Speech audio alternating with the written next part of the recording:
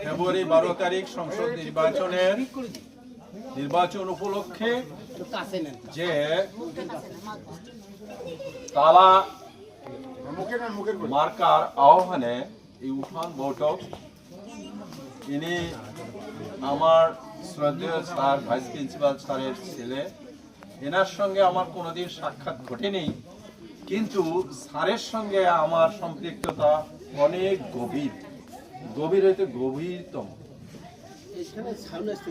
সেই দিক থেকে আজকের পরিচিতি, নাম শুনেছি, তো আমরা চাই যে সৎ, যোগ্য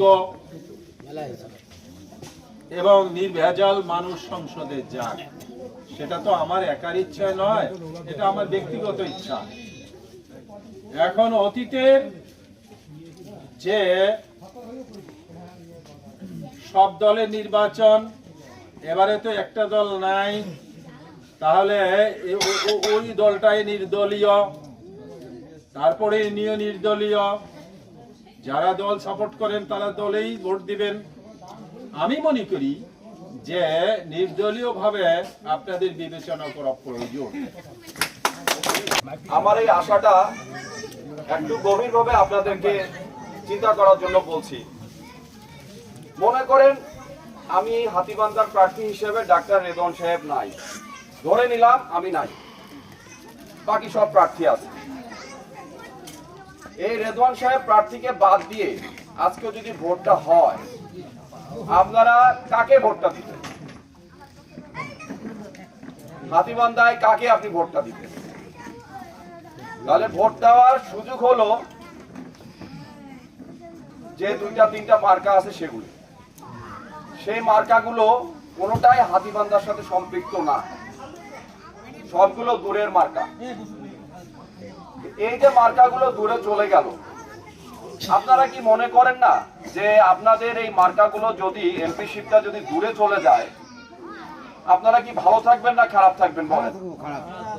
আপনাদের ছোটখাটো প্রবলেম থেকে শুরু করে একটা সই বলেন, পুলিশি ব্যাপার বলেন, কার্ডের ব্যাপারগুলো বলেন, বিভিন্ন ধরনের যে ইস্যুগুলো থাকে, স্কুল কলেজের আরো অনেক বড় ইস্যু আছে, যারা কন্ট্রাক্টারি করে ডিও লেটারের বিষয় আছে, অনেক কিছু আছে। এই ছোটখাটো ইস্যুগুলো থেকে শুরু করে বড় ইস্যু, ধর্মীয় ইস্যু বলেন, সেই ইস্যুগুলোর জন্য আপনাদেরকে কোথায় যেতে হবে? সেটা হলো আপনাদের দূরে, 45 থেকে 50 কিলোমিটার দূরে। এবং ওখানে গিয়ে কি হবে জানেন? আপনাদেরকে ওখানে বসে থাকতে হবে ঘন্টার পর ঘন্টা, লোক পাবেন না, পরের দিন আবার যেতে হবে, খুঁজেই পাবেন না। সেই মানুষটাকে ধরার জন্য আপনাদেরকে কিন্তু একটা এজেন্ট ধরতে হবে, আপনার ভাই ব্রাদারকে একটা লিঙ্ক করে ধরতে হবে।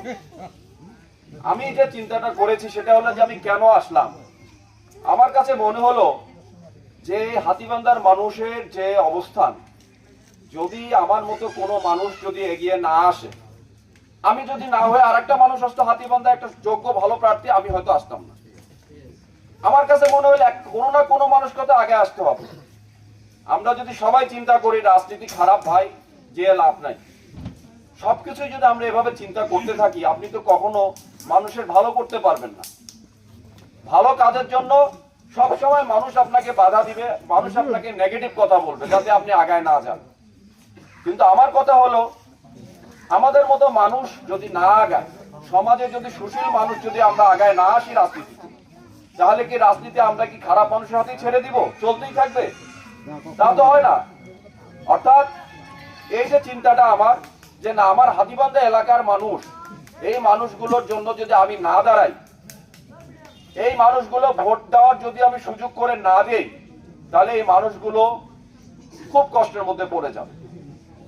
আমার কাছে মনে হয়েছে যে আমি দাঁড়ানোয় কি হয়েছে, আপনারা ভোট দেওয়ার একটা জায়গা খুঁজে পেয়েছেন। আমি যদি না দাঁড়াতাম, আপনারা ভোট দিতেন আর এক জায়গায়। আর আমি দাঁড়ানোয় কি হয়েছে, হাতীবান্ধার পক্ষে, আপনাদের এলাকার পক্ষে, আপনাদের সুযোগ সুবিধার পক্ষে, আপনাদের সবকিছুর পক্ষে আপনারা এখন একটা জায়গা পেয়েছেন যে হ্যাঁ, একটা মানুষ দাঁড়িয়েছে, আমাদের সুযোগ হয়েছে, যে সৌভাগ্য হয়েছে যে আমরা এই ডাক্তার সাহেবকে ভোট দেওয়ার মতো একটা অবস্থান তৈরি হয়েছে।